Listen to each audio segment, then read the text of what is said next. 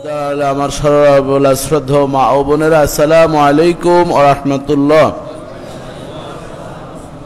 মহান আল্লাহ জাল্লা শানুর অসংখ্য অগণিত শুকরিয়া জ্ঞাপন করছি, যিনি আমাদেরকে এই রজব মাসের তৃতীয় জুমায় সুস্থতার সাথে আবারও একের সাথে অন্যের একই ছাদের নিচে আসার বসার, কোরআন হাদিস থেকে আলোচনা শোনার মতন এই জান্নাতি পরিবেশ উপহার দিয়েছেন। সেই বিশ্ব প্রতিপালকের সবটুকুন কৃতজ্ঞতা পোষণ করে জবান খুলে দরাজ কণ্ঠে এক বাক্যে এক মনে প্রিয় প্রতিপালকের সন্তুষ্ট চিত্তে আসুন সমস্বরে বলে আলহামদুলিল্লাহ।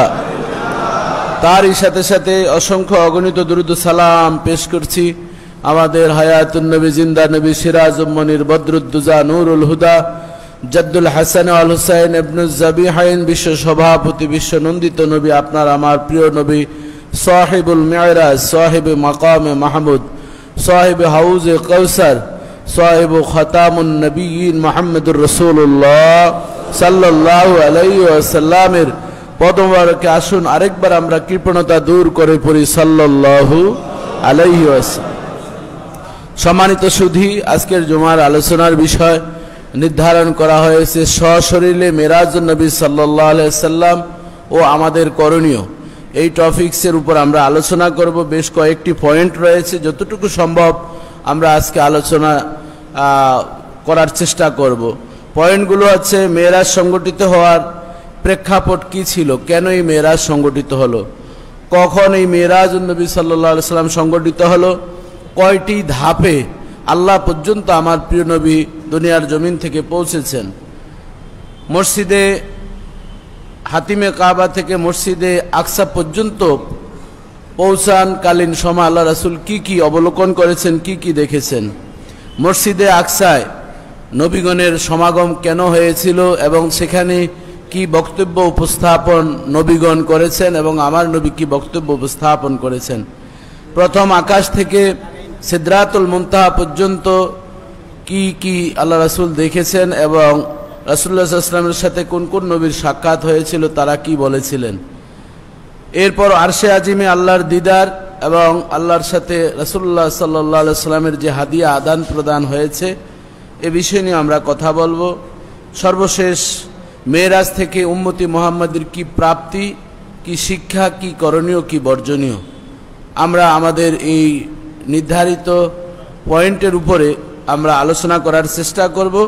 আল্লাহ তাআলা এই আলোচনা শুনে আমাদের প্রিয় নবীর শান, মান, শানে রিসালাতকে বুঝার তৌফিক দান করে বলেন আমিন। সম্মানিত সুধী, আমরা রাসূলুল্লাহ সাল্লাল্লাহু আলাইহি ওয়াসাল্লাম সশরীরে মেরাজ আল্লাহর দিদার অর্জন তিনি করেছেন, সেটা সূরা বনী ইসরাঈলে আমরা দেখতে পাই।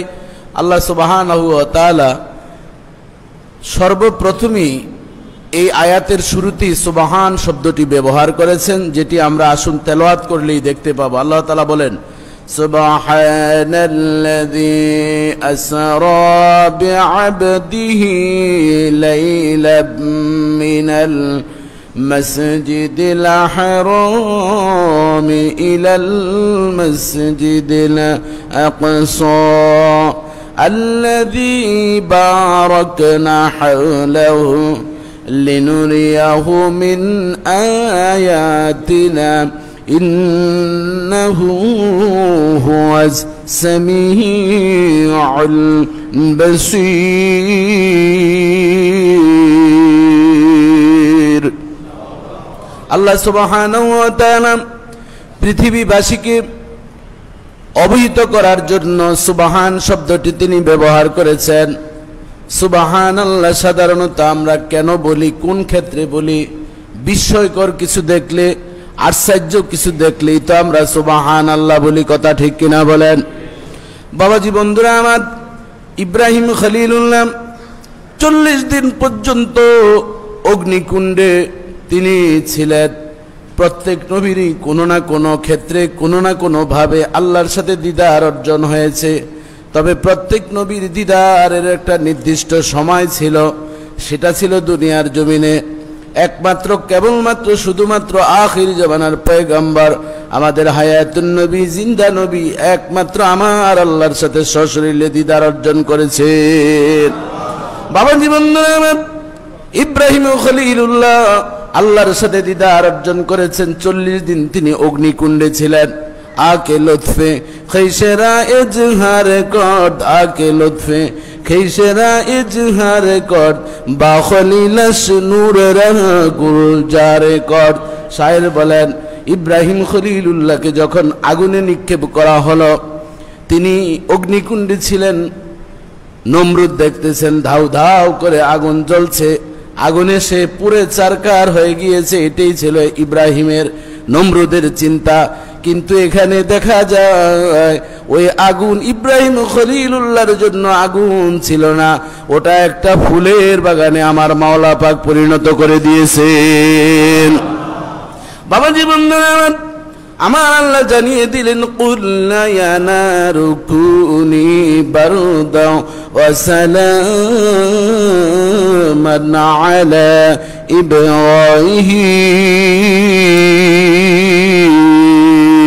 ইব্রাহিম। আল্লাহ আগুনকে ডাক দিয়ে বললেন, আগুন আমার বন্ধু, আমার খলিল ইব্রাহিমের উপরে তুমি শান্তিময় হয়ে যাও, সালাম বাদ হয়ে যাও।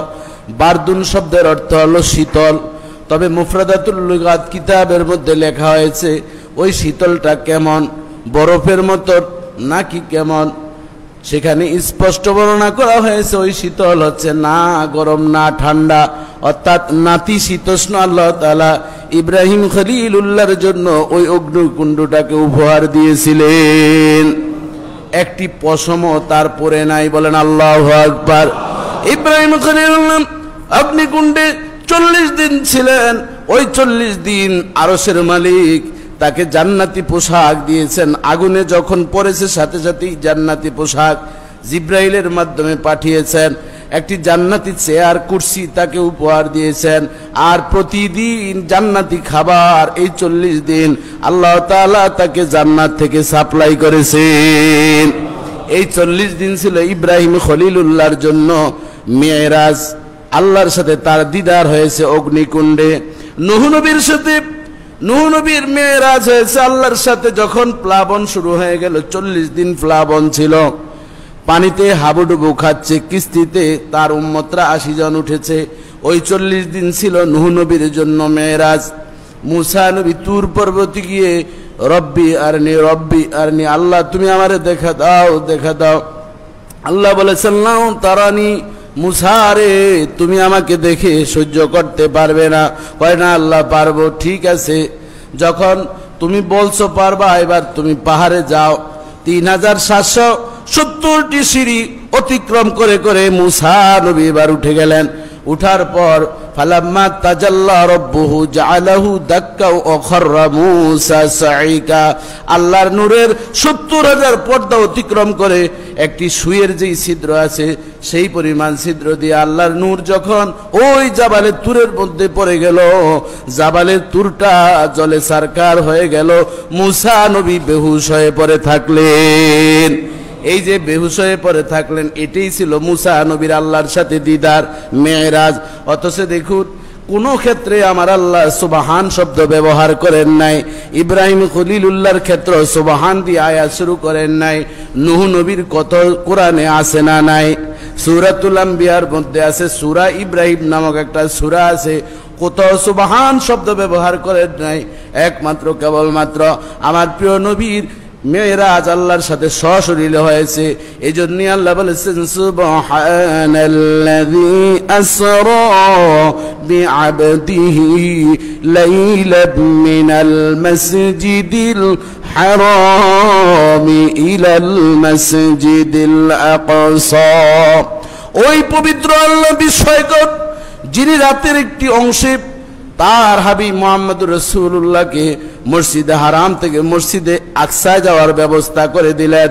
আল্লাযী বারাকনা হাওলাহু, আল্লাহ বলেন আমি এই যে রাস্তাটা ছিল এই রাস্তার মধ্যে আমি এমন বরকত দিয়েছি। এই বারাকনা হাওলাহুর ব্যাখ্যায় তাফসিরে ইবনে কাসিরে, তাফসিরে রুহুল মানিতে, তাফসিরে মাজহারিতে অসংখ্য তাফসীরের কিতাবে এসেছে আল্লাহ লক্ষ লক্ষ ফেরেশতাদেরকে মোতায়েন করে বিভিন্ন রং বিরঙের গালিচা দিয়ে ওই রাস্তাটাকে সুসজ্জিত করে দিয়েছিলেন। কি জন্য? এই মেরাজের সময় রাস্তাটাকে সুসজ্জিত করেছেন। আমার আল্লাহ জবাব দিয়েছেন লিনুরিয়াহু মিন আয়াতিনা, আমি আমার বন্ধুকে আমার নিদর্শন দেখানোর জন্য, আমার কুদরত দেখানোর জন্য এই ব্যবস্থা আমি করেছি। ইন্নাহু হুয়াস সামিউল বাসির, নিশ্চয়ই সে আল্লাহ শুনেন, মানুষ কি মন্তব্য করেন সেটা তিনি সর্বশ্রোতা। মানুষ কি আমার নবীর মেয়েরাজকে সশরীরে মেয়েরাজ হিসাবে মনে করে নাকি কটূক্তি করে, অবিশ্বাস করে, সেটা আল্লাহ শুনেন এবং আল্লাহ দেখেন। জোরে জোরে বলেন সুবহানাল্লাহ।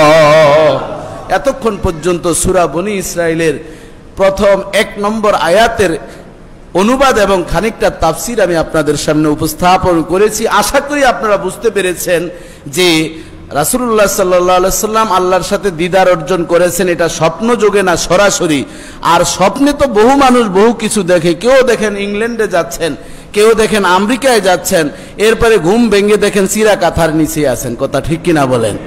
অনেকেই দেখেন যে তিনি কাউন্সিলর হয়ে গিয়েছেন, হুপ করে চিৎকার দিয়ে উঠেছেন, ফুলের মালা দিচ্ছে, এরপর দেখে চিরা কম্বল তার গলার ভিতরে ঢুকে গেছে। কথা ঠিক কিনা বলেন?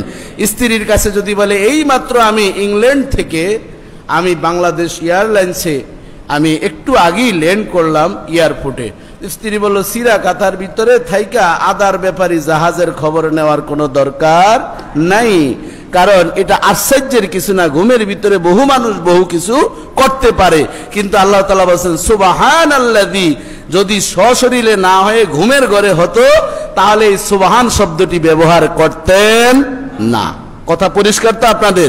এজন্যই এতদিন আপনাদের কাছে অ্যাডভার্টাইজ করেছি। আলহামদুলিল্লাহ, আমি আমার সেই আকীদা ও ইবাদত বইটি গত 3-4 দিন আগে প্রকাশ বলতে বাংলা বাজার থেকে আমি আপনাদেরকে দেখানোর জন্য এনেছি। ইনশাল্লাহ আমরা সময় মতনই যদি সম্ভব হয় আগামী সপ্তাহে, আগামী শুক্রবারে মোড়ক উন্মোচন করব। বলেন আলহামদুলিল্লাহ।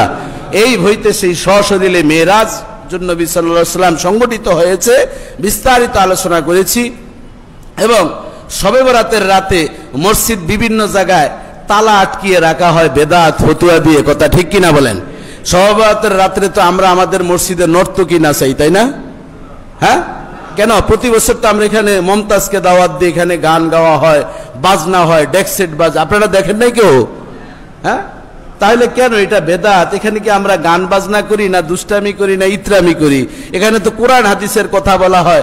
যারা মসজিদে কোনোদিন আসে নাই তারা অন্তত তো কিছু সময় হলেও তো আল্লাহর জিকির আজকার করে। কথা ঠিক কিনা বলেন? আল্লাহ তাআলা এই উসিলায় যে কোনো মানুষকে হেদায়েত করতে পারো। তোমাদের কে এত বড় সাহস দিয়েছে মসজিদ বন্ধ করে বেদাত ফতুয়া দিয়ে আমল থেকে মানুষদেরকে দূরে সরাচ্ছ?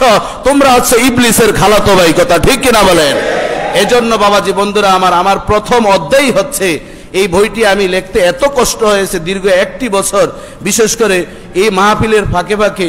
ওই দিন আমি রাত্র প্রায় 3:30টা পর্যন্ত এই মেকআপ করতে গিয়ে, বইয়েরও কিন্তু মেকআপ আছে, শুধুমাত্র মা বোনরা যে মেকআপ করে তা না, বইয়েরও মেকআপ, কোনটার পর কোনটা কি দিতে হয়।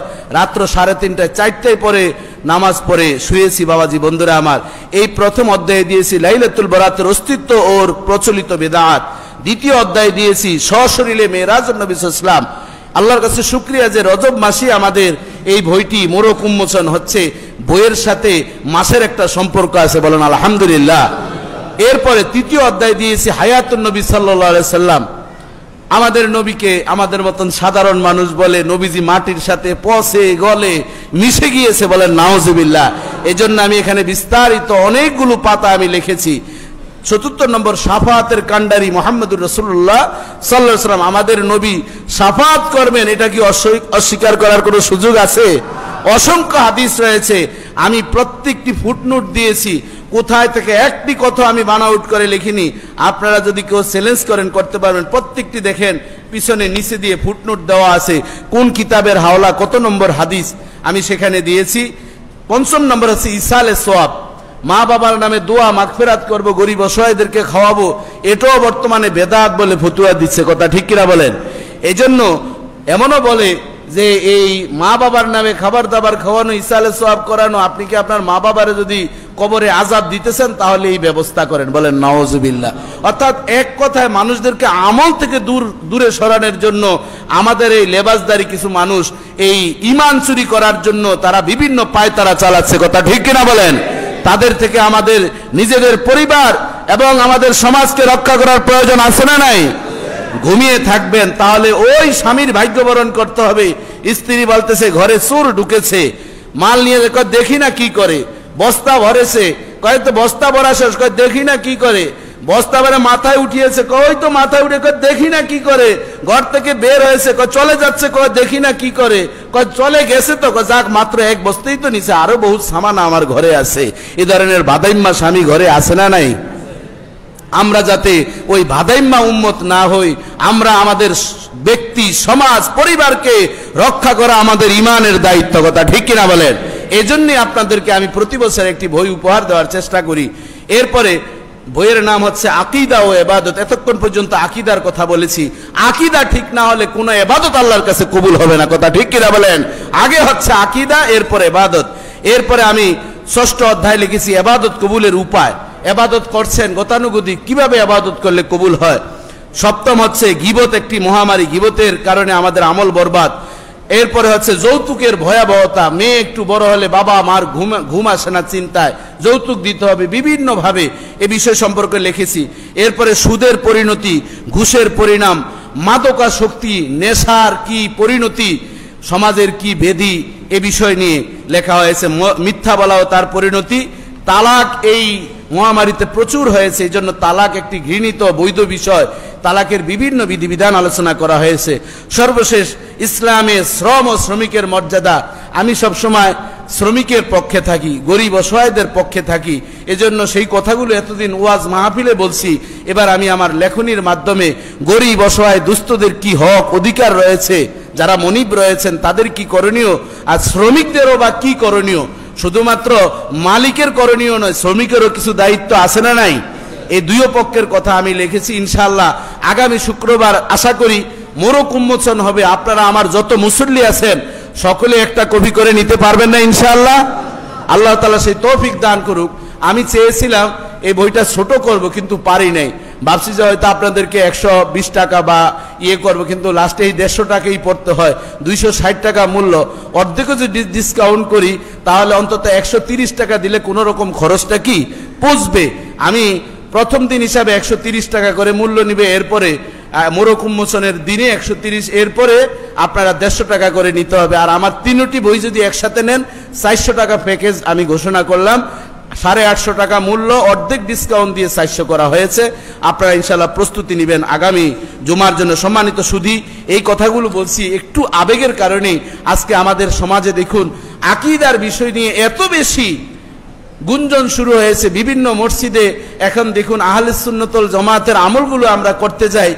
আজকেও শুনলাম আমাদের এখানের এই মুসল্লি 2-1 আছে, তারা বলতেছে যে বুকে হাত দিয়ে নামাজ পড়তে হবে, আমিন জোরে বলা, এটা সহিহ হাদিস। কেউ ওয়াজ করছেন আব্দুর রাজ্জাক বিন ইউসুফ সাহেব, উনি হাদিসে বলছেন।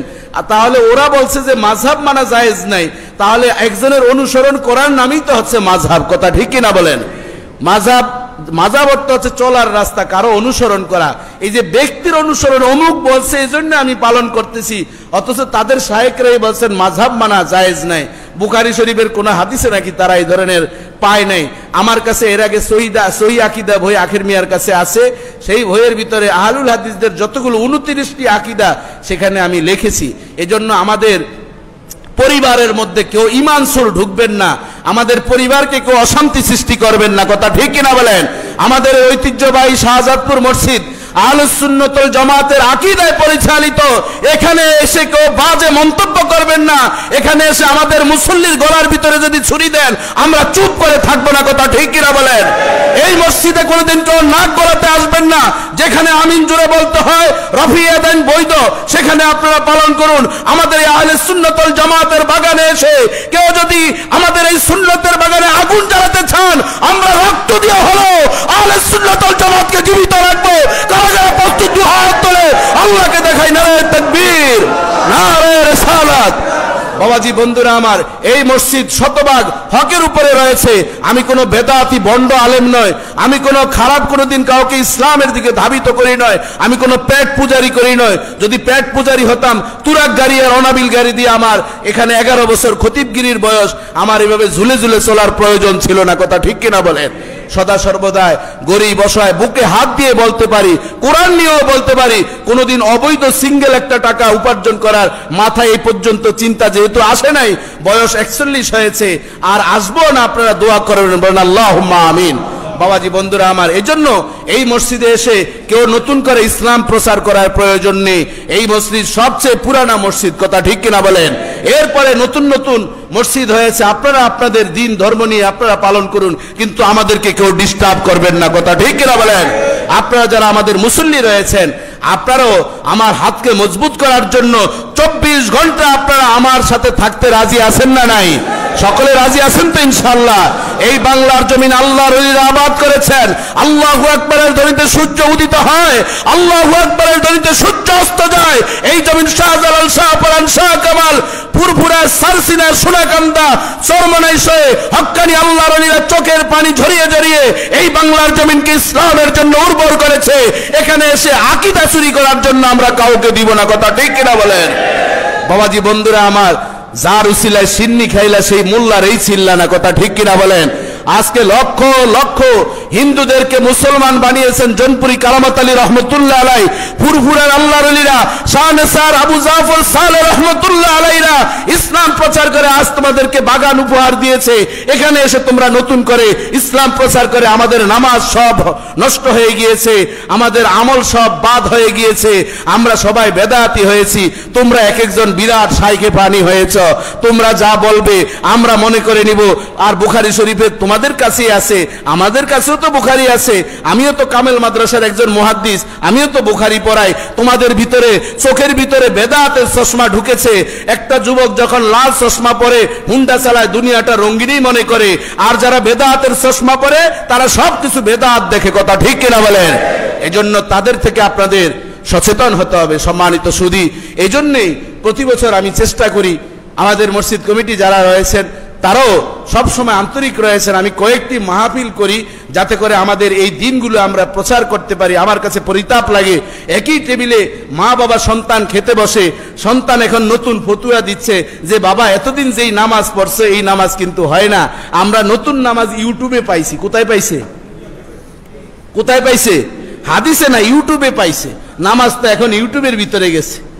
এজন্য আপনি ডিজিটাল হচ্ছেন, বাংলাদেশ ডিজিটাল আমাদের প্রাইম মিনিস্টার করছেন, কিন্তু ইসলামকে ডিজিটাল বানানোর প্রয়োজন নাই। কোরআন হচ্ছে কাদিম, কোরআন অনেক পুরাতন জিনিস, এর ভিতরে সব কিছু আছে, এটা আপগ্রেড। আপনি যতই আপগ্রেড করার চেষ্টা করেন, যেখানে কি নিয়ে আলোচনা করবেন, আপনি রকেট আবিষ্কার হয়েছে এই মেরাজ থেকে, আজকে এক্সরে হচ্ছে মেরাজ থেকে আবিষ্কার, কথা ঠিক কিনা বলেন? আজকে ব্লুটুথ আবিষ্কার, শেয়ারেট আবিষ্কার হয়েছে আজ থেকে 1450 বছর পূর্বে জাবালে নূরের গারে হেরায় যখন জিব্রাইল বলছেন ইকরা, আমার নবী বলছেন মা আনা বিকারিন ফাআখাযানি ফাগাত্তানি, নবী বলেন আমাকে বুকের সাথে, জিব্রাইলের বুকে যখন চাপ দিল, আমার সাথে সাথে মনে হচ্ছে ডাউনলোড এমন ভাবে হয়েছে আমি আল্লাহর আরশ পর্যন্ত দেখতে পেয়েছি। জোরে জোরে বলেন আল্লাহু আকবার। বাবাজি বন্ধুরা আমার, এজন্য আমাদের সদা সর্বদা আহলে সুন্নাত ওয়াল জামাতের যে আকীদাগুলো রয়েছে, এই আকীদাগুলো লালন করার দরকার আছে না নাই? আমরা প্রতি বছর পবিত্র মিলাদুন নবী সাল্লাল্লাহু আলাইহি ওয়াসাল্লাম উদযাপন করি। এতদিন পর্যন্ত যারা মিলাদুন নবীকে বেদাত বলেছেন, আমাদের সরকার বাহাদুরকে ধন্যবাদ জানাচ্ছি। গত মাসে গেজেট আকারে পবিত্র মিলাদুন নবীর দিনকে ছুটি ঘোষণা করা হয়েছে, বলেন আলহামদুলিল্লাহ। জাতীয় পতাকা পথ করে উঠবে। কাজী যারাই পবিত্র মিলাদুন নবী সাল্লাল্লাহু আলাইহি ওয়াসাল্লামের বিরুদ্ধাচরণ করবেন তাদের রাষ্ট্রদ্রোহী মামলার অন্তর্ভুক্ত করা হবে, কথা ঠিক কিনা বলেন? বাংলার জমিনের আইন আপনার পালন করা, এটা ইসলামী শরীয়ত যেমন ফরজ, তেমনি ভাবে প্রত্যেক রাষ্ট্রের প্রত্যেক আইনটা আপনার পালন করা আপনার দায়িত্ব, কর্তব্য, কথা ঠিক কিনা বলেন? হ্যাঁ, যেটা ইসলাম বিরোধী আইন সেটার আমরা সমালোচনা করেছি, করতেছি এবং করব, কথা ঠিক কিনা বলেন? বাবাজি বন্ধুরা আমার, যে কথা বলছি, প্রিয় নবী মুহাম্মদুর রাসূলুল্লাহ আল্লাহর সাথে দ্বিধার অর্জন করেছেন। এজন্য আল্লাহ তাআলা বলেছেন সুবহানাল্লাযী আসরা বিআবদিহি লাইলাম মিনাল মাসজিদিল হারামি ইলাল মাসজিদিল আকসা।